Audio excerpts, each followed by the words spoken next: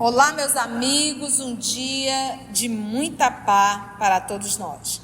Hoje, exatamente 16 de outubro de 2023, estamos nós reunidos para estudarmos a obra Lázaro Redivivo, uma obra de Humberto de Campos, psicografado por Francisco Cândido Xavier. Mas antes da nossa oração, vamos ouvir o professor Valdeir, que vai trazer uma canção para preparar o nosso ambiente de estudo dessa noite.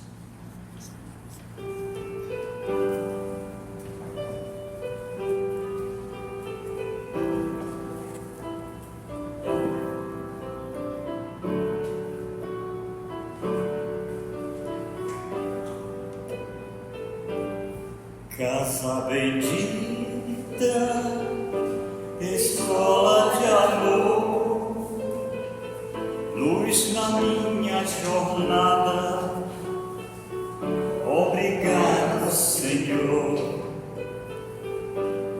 Casa bendita, escola de amor, luz na minha jornada, obrigado, Senhor. O trabalho desta casa me convida a doar o que em mim já construí. Meu exemplo é sem demora necessário para aqueles que hoje chegam daqui. São amigos me sorrindo na chegada, o consolo do Evangelho é doação. Esta casa é nossa escola e morada, o recanto onde acaba o coração.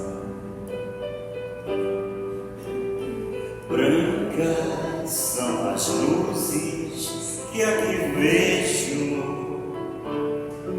quão suave o perfume que se sente. Grande e tão terno é o sentimento de paz agora em minha mente. Casa bendita, escola de amor, luz na minha jornada, obrigado, Senhor. Casa bendita, escola de amor, luz na minha jornada, obrigado, Senhor. Casa bendita, escola de amor, luz na minha jornada, obrigado, Senhor. Casa bendita, escola de amor, luz na minha jornada, obrigado, Senhor.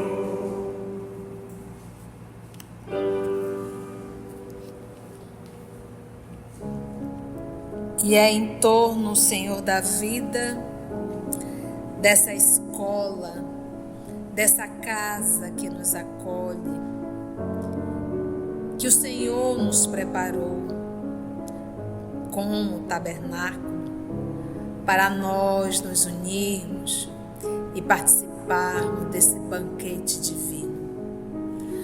Nós lhe agradecemos, Senhor, pela oportunidade de estudarmos o Teu Evangelho, hoje sendo trazido detalhes do mundo espiritual, através da escrita do nosso Humberto de Campos e das mãos abençoadas de Francisco Cândido Xavier. Nós te rogamos a permissão, o amparo, a inspiração de que tanto necessitamos, Senhor, para uma melhor compreensão dessas obras que são de ordem divina. Nós lhe pedimos a permissão e o amparo para mais um estudo em teu nome. Graça te damos.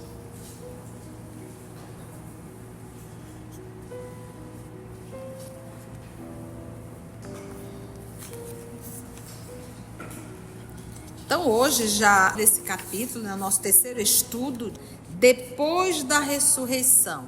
Então nós aqui já fizemos o movimento do Novo Testamento, acompanhamos todos os evangelistas falando do encontro da ressurreição de Jesus, né? Quem estava lá, e pegamos os comentários do senhor Humberto de Campos. Hoje nós vamos conseguir fechar esse momento, né, contado pelo senhor Humberto de Campos, ou seja, detalhes que nem tudo estava escrito no Novo Testamento. Vamos nós?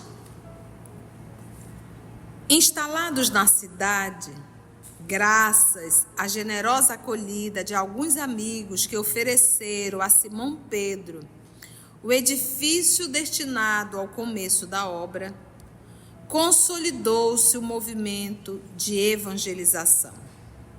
Os aprendizes, depois do Pentecostes, que nós vamos encontrar em Atos dos Apóstolos, capítulo 2, versículo 7, em que se reuniram os apóstolos que estavam em Jerusalém, e ali eles começaram a falar em idiomas diferentes. Não foi essa cena titulada de Pentecostes. Eles estavam na comemoração do Pentecostes em Jerusalém, que quer dizer exatamente o quê? O Pentecostes judaico, eles comemoram o recebimento do decálogo, dos 10 mandamentos. Então, cada festa tinha uma simbologia muito grande por detrás dessa festa comemorando. Então, nós aqui no nosso Brasil, nós temos várias festas religiosas. E os nossos irmãos judeus ainda o têm. Então, o Pentecostes, para os nossos irmãos judeus, eles comemoram o recebimento dos 10 mandamentos por Moisés. Entendeu? Nessa comemoração, todos os judeus que estavam espalhados pelas cidades deveriam ir para Jerusalém, porque lá tinha o templo de Sião. Deus habitava dentro daquele templo na concepção deles, e a comemoração deveria ser feita no templo de Jerusalém, templo de Sião. Entendeste? Por isso, volto sempre a repetir para a gente aprender. Por isso que naquela Páscoa também é uma comemoração judaica. O que nós temos de Pentecoste católico não tem absolutamente nada a ver com o Pentecoste judaico. O que nós temos de Páscoa católica também não tem absolutamente nada a ver com a Páscoa judaica. A Páscoa judaica, lembra, na época de Jesus, eles já comemoravam a Páscoa. Qual era o significado da comemoração da Páscoa? A libertação do povo hebreu que ficaram escravos mais de 350 anos aproximadamente no Egito. Então, para cada comemoração, um significado. Então, Pentecoste, o recebimento do decálogo, os 10 mandamentos. A Páscoa, nós temos aí a comemoração da libertação do povo hebreu que estava escravo no Egito. Estamos juntos? Hebreu, meus irmãos, é como se fosse a nacionalidade. Judeu é como se fosse o Estado. Trazendo para hoje, mas judeu é porque é nascido na tribo de Judá. Então, Jesus é da tribo de Judá. Jesus é Belém de Judá. Por isso, ele ser chamado de judeu. Nacionalidade do nosso Senhor Jesus? Hebreu. Ele era hebreu também, mas ele era da tribo de Judá, que depois passou a ser chamado, os hebreus passaram a ser chamados de israelitas. Entendeste? Mas no início eram hebreus. Para Jesus tem várias terminologias. Nós vamos encontrar Jesus sendo chamado de judeu, Jesus sendo chamado de nazareno, porque ele era da aldeia de Nazaré, Jesus chamado de Galileu, porque ele era da região da Galileia, Jesus chamado de carpinteiro, porque a profissão dele era de carpinteiro, entendeste? Apesar da sua grande inteligência, ele não quis estudar com os doutores da lei. A mãe dele, a mãe Maria, poderia sim ter colocado ele, mas ele não quis. Isso está muito bem claro lá na obra Boa Nova também, tá bom? Isso não foi para isso que eu vim. É como se ele dissesse: o meu propósito, mãe, não é vir para a Terra para ganhar títulos humanos. Não foi para isso. Isso aí eu já passei dessa fase infantil. Agora as nossas conquistas são outras, né? Entende isso? Então vamos lá. E lembra no parágrafo anterior que eles voltaram para Galileia para vender tudo, porque a ideia era continuar em Jerusalém para realizar o trabalho. E quem já estudou a obra Paulo e Estevão vai se deparar com a Casa do Caminho. E aqui, como ele conseguiu essa instituição? Aqui diz, olha: instalados na cidade de Jerusalém, graças à generosa acolhida de alguns amigos que ofereceram a Simão Pedro o edifício destinado ao começo da obra, que era o quê? A Casa do Caminho. Foi doado. Consolidou-se o movimento de evangelização. Começou lá. Os aprendizes, depois do Pentecostes, haviam criado novo ânimo. Suas reuniões íntimas prosseguiam regulares e as assembleias de caráter público efetuavam-se sem impedimento, né? Depois da crucificação de Jesus, ninguém ficou ali perseguindo o que eles faziam, o trabalho que eles realizavam de cura e até mesmo de falar do Evangelho. Isso está muito bem detalhado na obra Paulo e Estevão. E é tão interessante quando ele diz assim: os aprendizes, depois do Pentecostes, haviam criado novo ânimo. O que foi o Pentecostes? Eles começaram a falar em idiomas diferentes, mas eram idiomas mesmo. Não era um embolar de língua. Não. Quem era de outras nacionalidades ou de outras regiões dizia: olha, ele está falando o meu idioma. Então, vamos trazer isso para o dia de hoje. É como se nós estivéssemos reunidos, um grupo ali de 25, 30 pessoas, nenhum de nós falamos qualquer outra língua, qualquer outro idioma que não seja o português.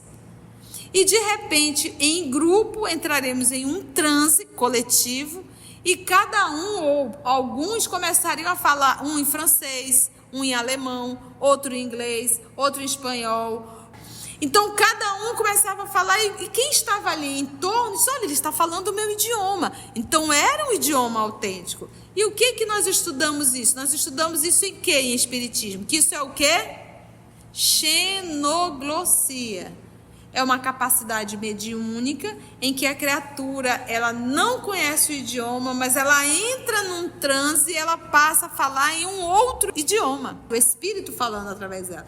Então, quando a gente fala dessa festa de Pentecoste, em que os discípulos lá estavam, os seguidores de Jesus, e eles entraram nesse certo transe. Tanto é que disseram, alguns passaram a brincar, se eles estão cheios de vinho. Pedro disse: como pode uma hora dessa? Não estão cheios de vinhos. E eles realmente estavam falando idiomas. Então a gente vê um fenômeno mediúnico, um fenômeno autêntico. E ele disse que isso deu uma força muito grande para eles. Da mesma forma, a aparição de Jesus, que também é um fenômeno. Continua ele então. Suas reuniões íntimas prosseguiam regulares e as assembleias de caráter público efetuavam-se sem impedimento, porque as perseguições em Jerusalém começaram com o doutor Saulo de Tarso, quando ele se sentiu afrontado, desafiado por Estevão. Então, ele, sendo um homem muito inteligente, o senhor Saulo de Tarso, um homem que estudou retórica, um homem que teve mestres gregos, um homem que quando ia para uma arenga, né, ou seja, para uma disputa, um discurso, ele sempre ganhava, ele sabia refutar muito bem. E quando ele foi naquela casa singela, a convite ali de Sadoc, ele viu um lugar muito simples, pessoas pobres, pessoas miseráveis, muita gente doente. E o Pedro recebeu muito bem, pediu que ele se assentasse, deu os melhores lugares, né, como se falava, né, dentro da Torá, né, os melhores lugares, foi ofertado os melhores lugares, eles se assentaram ali. Mas Saulo não aguardava que daquele rapaz que apareceu, que todo mundo dizia, olha, Estevão. E quando aquele rapaz subiu à tribuna, que aquele rapaz franzino, simples, magro, pobre, quando aquele rapaz começou a falar, o primeiro movimento foi de ciúmes, realmente. Como tem alguém mais inteligente que eu? Espelho meu. Como pode ter alguém que fale da Torá melhor do que eu? E que conseguiu parar toda aquela multidão, inclusive o doutor Saulo de Tarso? E isso o Estevão começou a falar da Torá. Depois ele começou a fazer um link da Torá com Jesus. Aí pronto, aí Saulo... Primeiro Saulo disse, meu Deus, que show que esse rapaz está dando, olha o conhecimento dele. Mas quando ele começou a fazer o link, aí Saulo ficou nas tamancas, subiu e começou uma discussão. E na discussão, Estevão também ganhou. Então pronto, acabou com o homem. Acabou naquilo que ele projetou dele mesmo. Então, movido pela vaidade, movido pelo orgulho, movido pelos ciúmes, movido pela inveja, ele iniciou toda uma perseguição a Estevão, a Pedro, a João e a toda a casa do caminho. Então, antes desse encontro de Saulo de Tarso com Estevão, a casa do caminho realizava o trabalho dela tranquilo e calmo. As fileiras intermináveis de pobres e infelizes, procedente dos vales de imundos, e quem que ia para os vales dos imundos? Os leprosos, como chamados naquela época. Então, as filas ali, o maior número de pessoas era quem? Pobres e infelizes, procedente dos vales de imundos, lhes batiam a porta, recebendo carinhosa atenção. E esse espírito de serviço aos filhos do desamparo conquistou-lhes, pouco a pouco, valiosos títulos de respeitabilidade, reduzindo-se, de algum modo, o número dos escarnecedores, compelidos, empurrados, então, a silenciar, pelo menos até quando as autoridades favorecessem novas perseguições. Então, o trabalho do senhor Pedro era um trabalho que sensibilizava o coração, porque ele atendia as pessoas que estavam abandonadas, inclusive os rancenianos, os leprosos, como chamado na época. Gente, ninguém se aproximava de uma pessoa com a lepra.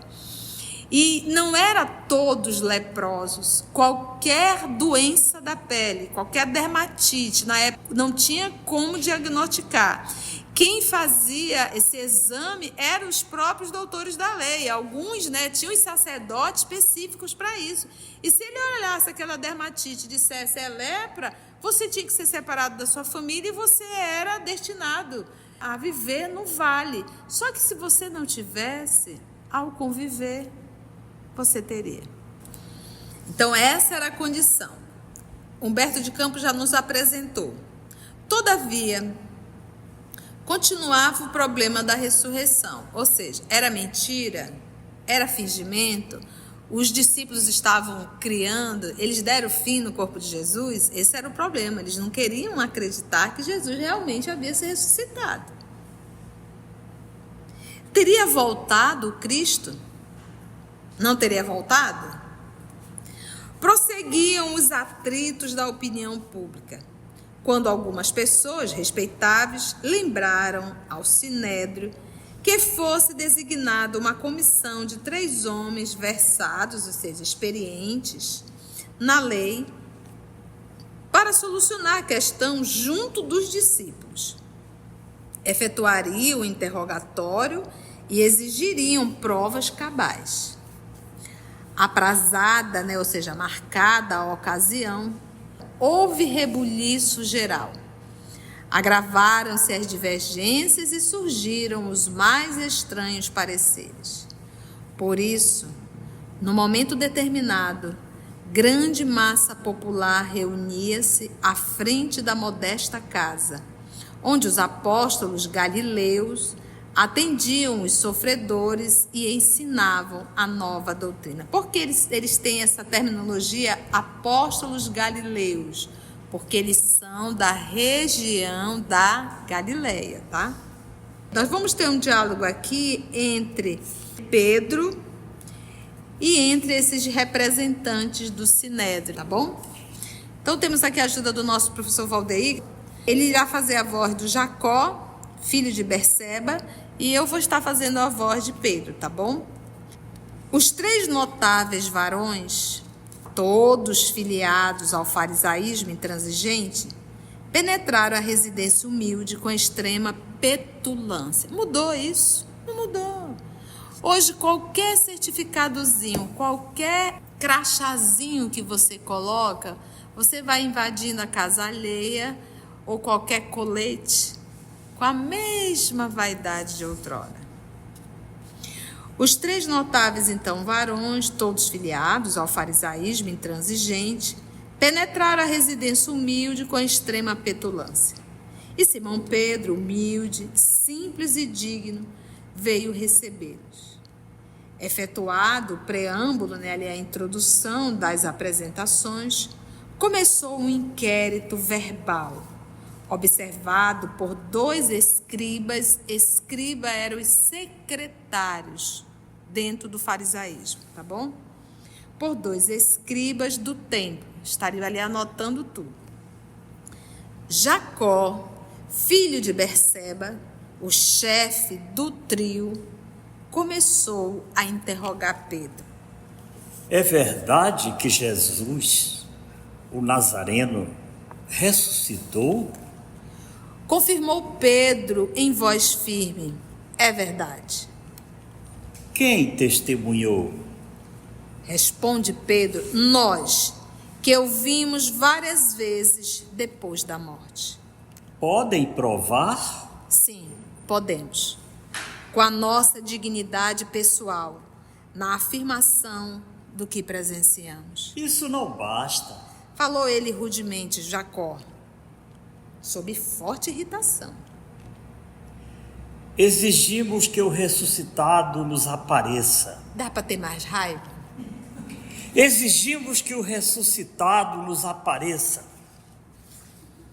Pedro sorriu e respondeu. O inferior, senhor Jacó, não pode determinar o superior. Somos simples subordinados do mestre, a serviço de sua infinita bondade. Então, eu não tenho como exigir que o mestre apareça, porque eu sou subordinado e não o mestre a mim. Mas não podem provar o fenômeno da ressurreição. Respondeu Pedro com humildade. A fé, a confiança, a certeza são predicados intransferíveis da alma. Então, Pedro tem fé, confiança e a certeza. E isso é conquista dele. Ele não tem como transferir para o seu Jacó e para ninguém. Somos, diz Pedro, trabalhadores terrestres e estamos longe de atingir o convívio dos anjos. Entreolharam-se os 3 fariseus com expressão de ira e Jacó exclamou trovejante. Que recurso nos sugere, então, miserável pescador? Como solucionar o problema que provocaram no espírito do povo? O povo todo estava ali. E aí, ressuscitou, não ressuscitou? É verdade, não é verdade? Eles queriam fatos. Simão Pedro, dando mostra de grande tolerância evangélica, manteve imperturbável serenidade. E Simão Pedro respondeu: apenas conheço um recurso. Morram os senhores como o mestre morreu, e vão procurá-lo no outro mundo e ouvir-lhes as explicações. Não sei se possuem bastante dignidade espiritual para merecerem o encontro divino, mas, sem dúvida, é o único meio que posso sugerir. Morra. As pessoas às vezes chegam assim e dizem: eu não acredito na vida após a morte. Não se preocupe, você vai morrer um dia. E você vai lembrar dessa conversa que nós estamos tendo. E você vai ver que vai ser muito útil. Porque se você ouvir o que eu estou te falando nesse momento, a vida continua. Quando você chegar do outro lado, que você vê que tem vida, você vai lembrar do que nós estamos conversando. Ninguém morre. Pronto. Porque o fato do outro acreditar ou não acreditar, isso não muda o fato. O fato é autêntico. Calaram-se os notáveis do Sinédrio, sob enorme estupefação. Imagina dizer: morram. Morre e vai lá tentar falar com Jesus. Não sei se você vai ter condições morais suficientes para chegar até o nível do nosso Senhor Jesus. No silêncio da sala, começaram a ecoar os gemidos dos tuberculosos e loucos mantidos lá dentro. Alguém chamava Pedro com angústia.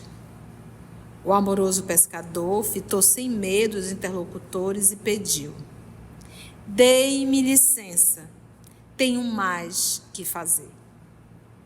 Voltou à comissão sem resultado algum e a discussão continua há quase 20 séculos. E hoje mais de 20. Foi bom? Muitas lições? Fechamos com muito aprendizado esse capítulo?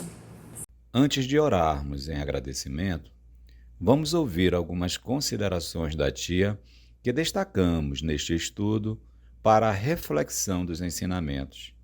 Vamos aos destaques da tia? O que nós temos de Pentecoste católico não tem absolutamente nada a ver com o Pentecoste judaico.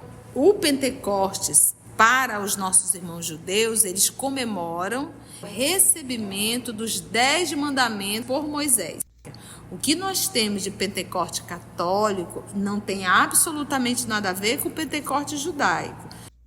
O que nós temos de Páscoa católica também não tem absolutamente nada a ver com a Páscoa judaica. Qual era o significado da comemoração da Páscoa? A libertação do povo hebreu que ficaram escravos mais de 350 anos aproximadamente no Egito. Judeu é porque é nascido na tribo de Judá. Então Jesus é da tribo de Judá. Jesus é Belém de Judá. Por isso ele ser chamado de judeu. Ele era hebreu também, mas ele era da tribo de Judá, que depois passou a ser chamado, os hebreus passaram a ser chamados de israelitas. Para Jesus tem várias terminologias. Nós vamos encontrar Jesus sendo chamado de judeu, Jesus sendo chamado de nazareno, porque ele era da aldeia de Nazaré, Jesus chamado de Galileu, porque ele era da região da Galileia, Jesus chamado de carpinteiro, porque a profissão dele era de carpinteiro, entendeu? Apesar da sua grande inteligência, ele não quis estudar com os doutores da lei. Xenoglossia é uma capacidade mediúnica em que a criatura ela não conhece o idioma, mas ela entra num transe e ela passa a falar em um outro idioma, o Espírito falando através dela. Então, quando a gente fala dessa festa de Pentecoste, em que os discípulos lá estavam, os seguidores de Jesus, e eles entraram nesse certo transe. As pessoas às vezes chegam assim e dizem: eu não acredito na vida após a morte. Não se preocupe, você vai morrer um dia. E você vai lembrar dessa conversa que nós estamos tendo. E você vai ver que vai ser muito útil. Porque se você ouvir o que eu estou te falando nesse momento, a vida continua. Quando você chegar do outro lado, que você vê que tem vida, você vai lembrar do que nós estamos conversando. Ninguém morre. Pronto. Porque o fato do outro acreditar ou não acreditar, isso não muda o fato. O fato é autêntico. Se você chegou até aqui o final, deixa seu comentário. É muito importante a gente poder ler o teu comentário. Não esqueça de curtir para que possa divulgar a página. Dá o seu like, né? E, se possível, faça a sua inscrição no nosso canal e toca o sininho. Porque quando você toca o sininho, o YouTube avisa para você quando o EOS publicar um novo estudo. Então, receba um grande abraço da família EOS Manaus. Assim, concluindo o nosso estudo de hoje e agradecendo o nosso Mestre Jesus por mais este momento de aprendizado, vamos orar? Então, assim, nós agradecemos a Deus, nosso Pai, por esse momento de oração e de estudo. Agradecemos muito. E se Deus nos permitir, até o nosso próximo encontro. Graça te damos, Senhor.